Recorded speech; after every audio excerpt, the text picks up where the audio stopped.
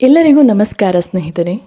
ಇಂದಿನ ಈ ವಿಡಿಯೋ ನಿಮ್ಮೆಲ್ಲರ ಹಾಗೆ ಅದೆಷ್ಟೋ ಕೋಟ್ಯಾಂತರ ಜನರ ಆರಾಧ್ಯ ದೈವ, ಕಲಿಯುಗದ ಕಲ್ಪವೃಕ್ಷ, ಕಾಮಧೇನು, ಮಂತ್ರಾಲಯ ಪ್ರಭು ಶ್ರೀ ರಾಘವೇಂದ್ರ ಸ್ವಾಮಿಗಳ ಬಗೆಗಿನ ಸಂಪೂರ್ಣವಾದ ಮಾಹಿತಿಯನ್ನು ನಿಮಗೆ ತಿಳಿಸುವ ಒಂದು ಸಣ್ಣ ಪ್ರಯತ್ನವಾಗಿದೆ.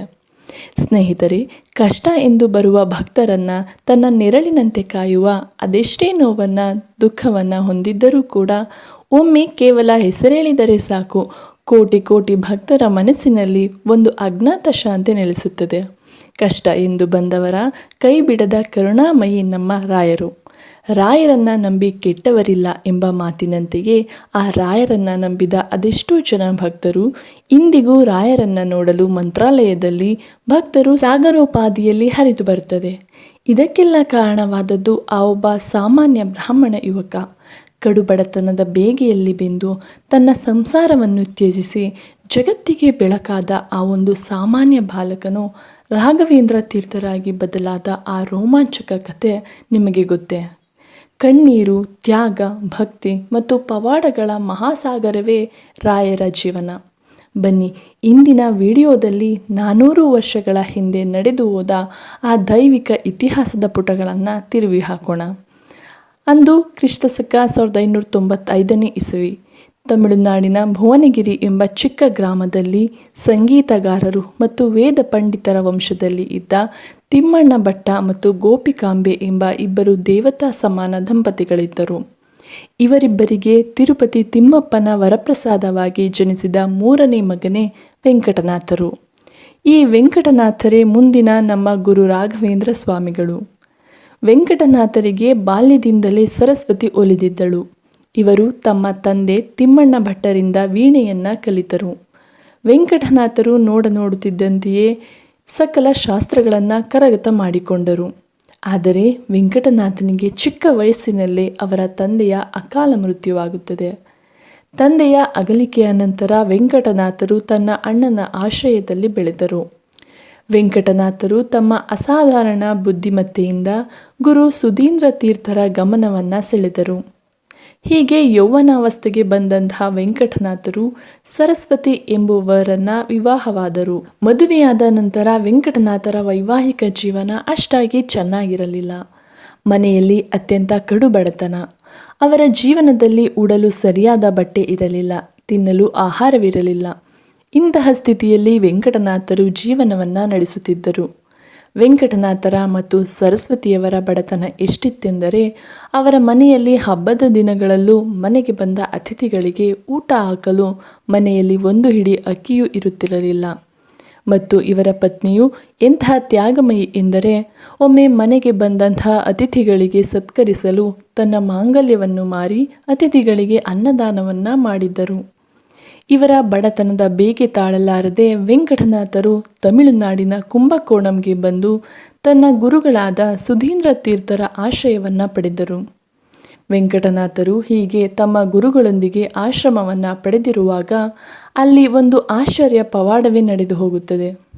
ಅದೇನೆಂದರೆ ಕುಂಭಕೋಣಂನ ಮಠದಲ್ಲಿ ಒಂದು ಸಮಾರಂಭವಿರುತ್ತದೆ ಮತ್ತು ವೆಂಕಟನಾಥರಿಗೆ ಅಲ್ಲಿ ಗಂಧವನ್ನು ತೇಯುವ ಕೆಲಸ ನೀಡಲಾಗಿತ್ತು. ಅಲ್ಲಿ ಗಂಧವನ್ನು ತೇಯುವಾಗ ವೆಂಕಟನಾಥರು ತಮ್ಮ ಅರಿವಿಗೆ ಬಾರದಂತೆಯೇ ತನ್ನಷ್ಟಕ್ಕೆ ತಾನು ಅಗ್ನಿಸೂಕ್ತವನ್ನು ಪಠಿಸುತ್ತಿದ್ದರು. ಹೀಗೆ ಅಗ್ನಿಸೂಕ್ತವನ್ನು ಪಠಿಸಿ ನೀಡಿದ್ದ ಗಂಧವನ್ನು ಹಚ್ಚಿಕೊಂಡ ಬ್ರಾಹ್ಮಣರಿಗೆ ಮೈಯೆಲ್ಲ ಬೆಂಕಿ ಹತ್ತಿದಂತೆ ಉರಿಯತೊಡಗಿತು. ಆಗ ಈ ಘಟನೆಯು ಅಲ್ಲಿ ದೊಡ್ಡ ಕೋಲಾಹಲವೇ ಏರ್ಪಟ್ಟಿತು. ಈ ವಿಷಯವನ್ನು ತಿಳಿದ ವೆಂಕಟನಾಥರ ಗುರುಗಳಾದ ಗುರು ಸುಧೀಂದ್ರ ತೀರ್ಥರು ವೆಂಕಟನಾಥನ ಮಂತ್ರಶಕ್ತಿ, ಏಕಾಗ್ರತೆ ಮತ್ತು ಅವರ ಶಕ್ತಿಯನ್ನು ಅರಿತು ಗುರುಗಳು ವೆಂಕಟನಾಥರಿಗೆ ವರುಣ ಸೂಕ್ತವನ್ನು ಪಠಿಸಿ ಮತ್ತೆ ಗಂಧ ತೇಯಲು ಹೇಳಿದರು. ಹೀಗೆ ವರುಣ ಸೂಕ್ತವನ್ನು ಪಠಿಸಿ ತೇದ ಆ ಗಂಧವನ್ನು ಹಚ್ಚಿದಾಗ ಎಲ್ಲರ ಉರಿ ಮಾಯವಾಗಿ ದೇಹ ತಂಪಾಯಿತು. ಆಗಿನಿಂದ ವೆಂಕಟನಾಥರ ಪಾಂಡಿತ್ಯ ಮತ್ತು ಮಂತ್ರಶಕ್ತಿಯು ಜಗತ್ತಿಗೆ ಅರಿವಾಗತೊಡಗಿತು. ಕಾಲಕ್ರಮೇಣವಾಗಿ ಗುರು ಸುಧೀಂದ್ರ ತೀರ್ಥರಿಗೆ ವಯಸ್ಸಾಯಿತು. ಅವರ ಮಠದ ಜವಾಬ್ದಾರಿಯನ್ನು ಹೊರಲು ವೆಂಕಟನಾಥನೇ ಸೂಕ್ತ ವ್ಯಕ್ತಿ ಎಂದು ನಿರ್ಧರಿಸಿ ಸನ್ಯಾಸ ದೀಕ್ಷೆಯನ್ನು ಪಡೆದು ಮಠದ ಸಂಪೂರ್ಣ ಜವಾಬ್ದಾರಿಯನ್ನು ಹೊರುವಂತೆ ಗುರು ಸುಧೀಂದ್ರ ತೀರ್ಥರು ವೆಂಕಟನಾಥರಿಗೆ ಹೇಳಿದಾಗ ವೆಂಕಟನಾಥರು ತನ್ನ ಪ್ರೀತಿಯ ಪತ್ನಿ ಸರಸ್ವತಿ ಮತ್ತು ತಮ್ಮ ಪುಟ್ಟ ಮಗುವಿನ ಚಿಂತೆಯಿಂದ ಸನ್ಯಾಸ ಸ್ವೀಕರಿಸಲು ನಿರಾಕರಿಸುತ್ತಾರೆ. ಹೀಗೆ ಹೇಳಿದ ಅಂದಿನ ದಿನ ರಾತ್ರಿಯೇ ವೆಂಕಟನಾಥರ ಕನಸಿನಲ್ಲಿ ಸಾಕ್ಷಾತ್ ವಿದ್ಯಾಲಕ್ಷ್ಮಿ ದೇವಿಯಾದ ಸರಸ್ವತಿ ದೇವಿಯು ಪ್ರತ್ಯಕ್ಷರಾಗಿ, ವೆಂಕಟನಾಥ, ನೀನು ಹುಟ್ಟಿರುವುದು ನಿನ್ನ ಸ್ವಂತ ಸಂಸಾರಕ್ಕಲ್ಲ, ಬದಲಾಗಿ ಅದು ಇಡೀ ಜಗತ್ತಿನ ಕಲ್ಯಾಣಕ್ಕಾಗಿ ಎಂದು ಅವರಿಗೆ ಹೇಳಿ ನೀನು ಸನ್ಯಾಸವನ್ನು ಸ್ವೀಕರಿಸು ಎಂದು ಆಜ್ಞಾಪಿಸಿದಳು. ದೇವಿಯ ಆಜ್ಞೆಯನ್ನು ಮೀರಲಾಗದೆ ವೆಂಕಟನಾಥರು ಸನ್ಯಾಸಕ್ಕೆ ಒಪ್ಪಿದರು. 1921 ಪಾಲ್ಗುಣ ಮಾಸದ ಶುದ್ಧ ಬಿದಿಗೆಯಲ್ಲಿ ತಾಂಜಾವೂರಿನ ವೆಂಕಟನಾಥನಿಗೆ ಸನ್ಯಾಸ ದೀಕ್ಷೆಯನ್ನು ನೀಡಲಾಯಿತು. ಅಂದಿನಿಂದ ವೆಂಕಟನಾಥರು ಶ್ರೀ ರಾಘವೇಂದ್ರ ತೀರ್ಥ ಎಂದು ಜಗತ್ಪ್ರಸಿದ್ಧರಾದರು. ತಾಂಜಾವೂರಿನ ಮಠದಲ್ಲಿ ವೆಂಕಟನಾಥರು ಸನ್ಯಾಸವನ್ನು ಸ್ವೀಕರಿಸಿದರೆ, ಅದೇ ಸಮಯಕ್ಕೆ ಇತ್ತ ತನ್ನ ಗಂಡ ಸನ್ಯಾಸಿಯಾದನೆಂಬ ಸುದ್ದಿಯನ್ನು ಕೇಳಿದ ಅವರ ಪತ್ನಿ ಸರಸ್ವತಿ ಕಣ್ಣೀರಿನ ಕಡಲಲ್ಲಿ ಮುಳುಗಿ ಹೋಗುತ್ತಾರೆ. ಗಂಡನಿಲ್ಲದ ಜೀವನ ಇನ್ನು ನನಗೇಕೆ ಎಂದು ಭಾವಿಸಿದ ಅವರು ಓಡಿ ಹೋಗಿ ಪಾಳುಬಾವಿಗೆ ಹಾರಿ ತನ್ನ ಪ್ರಾಣವನ್ನು ಬಿಡುತ್ತಾರೆ. ಸರಸ್ವತಿಯವರು ಅಕಾಲಿಕ ಮರಣವಾದ್ದರಿಂದ ಅವರ ಆತ್ಮವು ಮುಕ್ತಿಯನ್ನು ಕಾಣದೆ ಅದು ಅಂತರ್ಪಿಶಾಚಿಯಾಗಿ ರಾಘವೇಂದ್ರ ಸ್ವಾಮಿಗಳ ಬಳಿ ಬಂದು ಅಳತೊಡಗಿತು.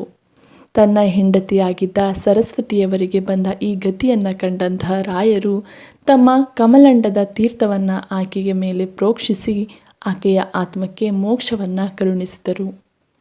ವೀಕ್ಷಕರೇ, ಜಗತ್ತಿನ ಉದ್ಧಾರಕ್ಕಾಗಿ ಸಂಸಾರವನ್ನು ತ್ಯಾಗ ಮಾಡಬೇಕಾದಂತಹ ಇಂತಹ ಸ್ಥಿತಿಯು ಅದೆಷ್ಟು ಕಷ್ಟವೆಂದು ನೀವೇ ಊಹಿಸಿಕೊಳ್ಳಿ.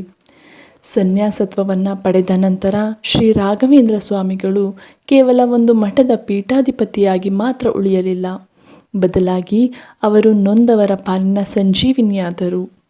ದಕ್ಷಿಣ ಭಾರತದ ಉದ್ದಗಲಕ್ಕೂ ಸಂಚರಿಸಿ ರಾಯರು ಅವರ ಪ್ರತಿ ಹೆಜ್ಜೆಯಲ್ಲಿಯೂ ಒಂದೊಂದು ಪವಾಡವೇ ಸೃಷ್ಟಿಯಾಯಿತು. ಅವರ ಪವಾಡಗಳು ಕೇವಲ ಇಂದ್ರಜಾಲವಾಗಿರಲಿಲ್ಲ, ಯಾವುದೂ ಕಣ್ಕಟ್ಟಿನ ರೀತಿಯಲ್ಲಿ ಇರಲಿಲ್ಲ. ಅವರ ಪವಾಡಗಳೆಲ್ಲವೂ ಕಠಿಣ ತಪಸ್ಸಿನ ಫಲವಾಗಿದ್ದವು, ಭಕ್ತರ ಮೇಲಿದ್ದ ಅಪಾರ ಕರುಣೆಯಾಗಿದ್ದವು. ರಾಯರ ಪವಾಡದ ಬಗ್ಗೆ ಇನ್ನು ನೋಡುವುದಾದರೆ, ಒಮ್ಮೆ ರಾಯರು ಕೃಷ್ಣಾ ನದಿ ತೀರದ ಒಂದು ಗ್ರಾಮದಲ್ಲಿ ದೇಸಾಯರ ಮನೆಗೆ ಭೇಟಿ ನೀಡಿದ್ದರು. ಗುರುಗಳು ತಮ್ಮ ಮನೆಗೆ ಬಂದಿದ್ದಾರೆಂದು ಆ ಮನೆಯಲ್ಲಿ ದೊಡ್ಡ ಹಬ್ಬದ ವಾತಾವರಣವೇ ಏರ್ಪಟ್ಟಿತು. ಇಂತಹ ಸಂದರ್ಭದಲ್ಲಿ ದೇಸಾಯಿಯವರ ಮನೆಯ ಅಡುಗೆ ಮನೆಯಲ್ಲಿ ಬಿಸಿ ಬಿಸಿ ಪಾಯಸವನ್ನು ಒಂದು ದೊಡ್ಡ ಹಂಡೆಯಲ್ಲಿ ಮಾಡಿಡಲಾಗಿತ್ತು. ಆ ಪಾಯಸದ ಹಂಡೆಯ ಬಳಿಗೆ ಬಂದಂತಹ ದೇಸಾಯಿಯವರ ಪುಟ್ಟ ಮಗಳು ಆಟವಾಡುತ್ತಾ ಆಯತಪ್ಪಿ ಆ ಕುದಿಯುತ್ತಿದ್ದ ಪಾಯಸದ ಹಂಡೆಯೊಳಗೆ ಬಿದ್ದು ಪ್ರಾಣವನ್ನೇ ಬಿಟ್ಟಿತು. ಇದನ್ನು ಕಂಡ ಮಗುವಿನ ತಾಯಿಯು ತನ್ನ ಅಷ್ಟೂ ದುಃಖವನ್ನು ತನ್ನೊಳಗೆ ಅಡಗಿಸಿಕೊಂಡು, ಮನೆಯಲ್ಲಿ ರಾಯರು ಬಂದಿದ್ದಾರೆ, ಅವರ ಪೂಜೆ ನಡೆಯುತ್ತಿದೆ, ಮನೆಗೆ ಬಂದ ಗುರುಗಳ ಪೂಜೆಗೆ ಭಂಗ ಬರಬಾರದೆಂದು ಮಗುವಿನ ಶವದ ಮೇಲೆ ಒಂದು ಬಟ್ಟೆಯನ್ನು ಮುಚ್ಚಿ ತನ್ನ ದುಃಖವನ್ನು ಕಣ್ಣೀರನ್ನು ತಡೆದು ಸುಮ್ಮನಾದಳು. ಇದನ್ನು ತಮ್ಮ ದಿವ್ಯ ದೃಷ್ಟಿಯಿಂದ ಅರಿತಂತಹ ರಾಯರು ಪೂಜೆ ಮುಗಿದ ನಂತರ ಆ ಮಗುವಿನ ಮೃತದೇಹವನ್ನು ತರುವಂತೆ ಹೇಳುತ್ತಾರೆ. ಎಲ್ಲರೂ ಒಮ್ಮೆ ಆಶ್ಚರ್ಯಕ್ಕೊಳಗಾದರು. ನಂತರ ಮಗುವಿನ ಮೃತದೇಹದ ಮೇಲೆ ರಾಯರು ತಮ್ಮ ಕಮಾಂಡಲದಿಂದ ಜಲವನ್ನು ಪ್ರೋಕ್ಷಿಸಿದರು. ಆ ತಕ್ಷಣವೇ ಸತ್ತು ಹೆಣವಾಗಿದ್ದ ಆ ಪುಟ್ಟ ಮಗು ನಿದ್ದೆಯಿಂದ ಎದ್ದವನಂತೆ ಕಣ್ಣು ಬಿಟ್ಟು ಅಳುತ್ತಾ ಎದ್ದು ಕುಳಿತಿತು. ಅಲ್ಲಿ ಸೇರಿದ್ದ ಸಾವಿರಾರು ಜನ ರಾಯರ ಪಾದಗಳಿಗೆ ಅಡ್ಡಬಿದ್ದರು ಮತ್ತು ರಾಯರ ಪವಾಡಕ್ಕೆ ಸಾಕ್ಷಿಯಾದರು.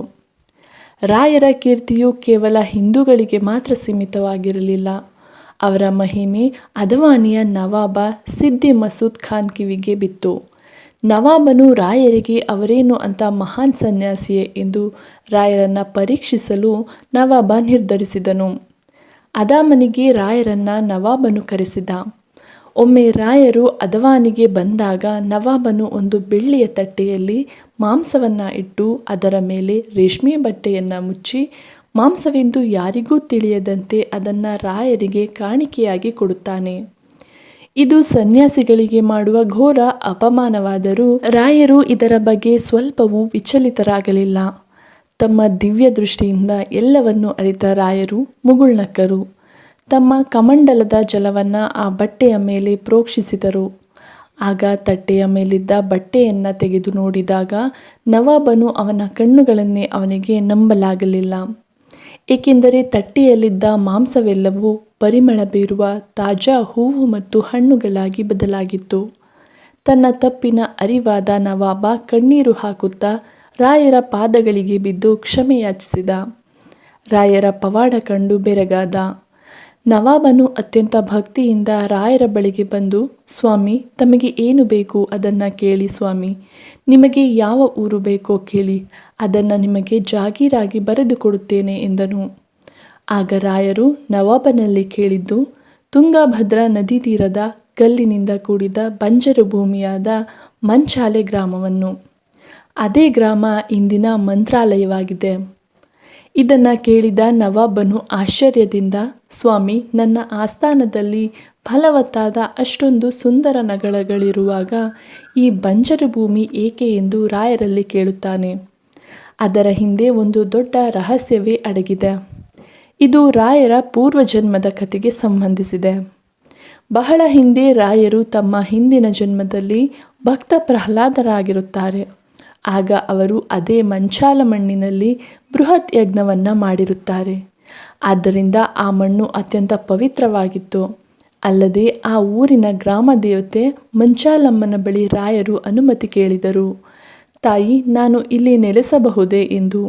ಅದಕ್ಕೆ ದೇವಿ, ಖಂಡಿತ ರಾಯರೇ, ಆದರೆ ಇಲ್ಲಿಗೆ ಬರುವ ಭಕ್ತರು ಮೊದಲು ನನ್ನ ದರ್ಶನ ಪಡೆದು ಆಮೇಲೆ ನಿಮ್ಮ ದರ್ಶನ ಪಡೆಯುವಂತೆ ಆಗಬೇಕು ಎಂಬ ವರವನ್ನು ಕೂಡ ದೇವಿಯು ನೀಡುತ್ತಾರೆ. ಆದ ಕಾರಣ ಇಂದಿಗೂ ಭಕ್ತರು ಮಂತ್ರಾಲಯಕ್ಕೆ ಹೋದರೆ ಮೊದಲು ಮಂಚಾಲಮ್ಮನ ದರ್ಶನ ಪಡೆದೇ ರಾಯರ ಬೃಂದಾವನದ ದರ್ಶನವನ್ನು ಪಡೆಯುವುದು ವಾಡಿಕೆ. ಹೀಗೆ ಕಲಿಯುಗದ ಕಲ್ಪವೃಕ್ಷವು ಮಂತ್ರಾಲಯದಲ್ಲಿ ಶಾಶ್ವತವಾಗಿ ನಿಲ್ಲಿಸಲು ಕಾರಣವಾಯಿತು. ರಾಯರ ಪವಾಡಗಳು ಕೇವಲ ಒಂದೆರಡಲ್ಲದೆ ಹಲವಾರು ವಿಸ್ಮಯಗೊಳಿಸುವಂತಹ ಪವಾಡಗಳನ್ನು ರಾಘವೇಂದ್ರ ಸ್ವಾಮಿಗಳು ಮಾಡಿದ್ದಾರೆ. ಅವುಗಳನ್ನು ಈ ಒಂದೇ ವಿಡಿಯೋದ ಮೂಲಕ ತಲುಪಿಸಲು ಸಾಧ್ಯವಿಲ್ಲ. ಹಾಗಾಗಿ ಕೆಲವನ್ನು ಮಾತ್ರವೇ ಇಲ್ಲಿ ವಿವರಿಸಲಾಗಿದೆ. ಅದು 1671 ಶ್ರಾವಣ ಕೃಷ್ಣ ದ್ವಿತೀಯ ದಿನದಂದು ರಾಯರು ತಾವು ಬೃಂದಾವನ ಪ್ರವೇಶ ಮಾಡುವ ಸಮಯವನ್ನು ನಿಶ್ಚಯಿಸಿದ್ದರು. ಲಕ್ಷಾಂತರ ಭಕ್ತರು ಕಣ್ಣೀರು ಹಾಕುತ್ತಾ ಅಲ್ಲಿ ನೆರೆದಿದ್ದರು. ರಾಯರು ಮುಗುಳ್ನಗುತ್ತಾ ಕೈಯಲ್ಲಿ ಜಪಮಾಲೆ ಹಿಡಿದು ಜೀವಂತವಾಗಿ ಬೃಂದಾವನದೊಳಗೆ ಪ್ರವೇಶಿಸಿದರು. ಅದೇ ಸಮಯಕ್ಕೆ ರಾಯರ ಪರಮ ಶಿಷ್ಯ ಅಪ್ಪಣ್ಣಾಚಾರ್ಯರು ತುಂಗಭದ್ರಾ ನದಿಯ ಆಚೆ ದಡದಲ್ಲಿದ್ದರು ಮತ್ತು ತುಂಗಭದ್ರಾ ನದಿ ತುಂಬಿ ಹರಿಯುತ್ತಿತ್ತು. ಗುರುಗಳ ಮೇಲಿನ ಭಕ್ತಿಯಿಂದ ಪೂರ್ಣಬೋಧ ಸ್ತೋತ್ರವನ್ನು ಹಾಡುತ್ತಾ ಆ ಭೋರ್ಗರೆಯುವ ನದಿಯನ್ನೇ ನಡೆದುಕೊಂಡು ಅಪ್ಪಣ್ಣಾಚಾರ್ಯರು ದಾಟಿ ಬರುತ್ತಾರೆ. ಆದರೆ ಅವರು ಬರುವಷ್ಟರಲ್ಲಿ ಬೃಂದಾವನದ ಕಲ್ಲನ್ನು ಮುಚ್ಚಲಾಗುತ್ತಿತ್ತು. ಶಿಷ್ಯನ ಸ್ತೋತ್ರ ಅಪೂರ್ಣವಾದಾಗ ಬೃಂದಾವನದ ಒಳಗಿಂದಲೇ ರಾಯರ ಧ್ವನಿಯು ಕೇಳಿಬಂದು ಸಾಕ್ಷಿ ಹಯ್ಯಾಸ್ಯತ್ರಹಿ ಎಂದು ಹೇಳಿ ಆ ಸ್ತೋತ್ರವನ್ನು ಪೂರ್ಣಗೊಳಿಸುತ್ತದೆ. ಬೃಂದಾವನದೊಳಗೆ ಕುಳಿತ ರಾಯರು ಜಗತ್ತಿಗೆ ಒಂದು ಮಾತು ಕೊಟ್ಟಿದ್ದಾರೆ. ನಾನು ಭೌತಿಕವಾಗಿ ನಿಮ್ಮ ಕಣ್ಣಿಗೆ ಕಾಣದಿರಬಹುದು, ಆದರೆ ಮುಂದಿನ 700 ವರ್ಷಗಳ ಕಾಲ ಈ ಬೃಂದಾವನದಲ್ಲಿ ನನ್ನ ಶಕ್ತಿ ಜಾಗೃತವಾಗಿರುತ್ತದೆ. ಯಾರು ಭಕ್ತಿಯಿಂದ ನನ್ನನ್ನು ಕರೆಯುತ್ತಾರೋ ಅವರ ಕಷ್ಟಗಳನ್ನು ನಾನು ತೀರಿಸುತ್ತೇನೆ ಎಂದು ಅವರು ಹೇಳುತ್ತಾರೆ. ಮಂತ್ರಾಲಯದಲ್ಲಿ ನಡೆಯುವ ಪ್ರತಿಯೊಂದು ಪವಾಡವೂ ರಾಯರ ಅಸ್ತಿತ್ವಕ್ಕೆ ಸಾಕ್ಷಿಯಾಗಿದೆ. ವಿಜ್ಞಾನಕ್ಕೂ ನಿಲುಕದ ಕೇವಲ ನಂಬಿಕೆ ಮತ್ತು ಭಕ್ತಿಗೆ ಮಾತ್ರ ಒಲಿಯುವ ಕರುಣಾಸಾಗರ ನಮ್ಮ ರಾಘವೇಂದ್ರ ಸ್ವಾಮಿಗಳು. ಯಾರೇ ಆಗಲಿ ಒಮ್ಮೆ ಮನಸಾರೆ ರಾಯರಲ್ಲಿ ಬೇಡಿಕೊಳ್ಳಿ, ರಾಯರೇ ನನ್ನ ಕಷ್ಟಗಳನ್ನು ದೂರ ಮಾಡು ಎಂದು. ಖಂಡಿತ ನಿಮ್ಮ ಕೂಗು ಮಂತ್ರಾಲಯವನ್ನು ತಲುಪುತ್ತದೆ. ಈ ವಿಡಿಯೋ ನಿಮಗೆ ಇಷ್ಟವಾಗಿದ್ದರೆ ಭಕ್ತಿಪೂರ್ವಕವಾಗಿ ಕಾಮೆಂಟ್ನಲ್ಲಿ ಓಂ ಶ್ರೀ ಗುರು ರಾಘವೇಂದ್ರಾಯ ನಮಃ ಎಂದು ಬರೆಯಿರಿ. ನಿಮ್ಮೆಲ್ಲರ ಮೇಲೆ ಸ್ವಾಮಿ ರಾಘವೇಂದ್ರ ಗುರುಗಳ ಆಶೀರ್ವಾದವು ಸದಾ ನಿಲ್ಲಿಸಲಿ. ಧನ್ಯವಾದಗಳು.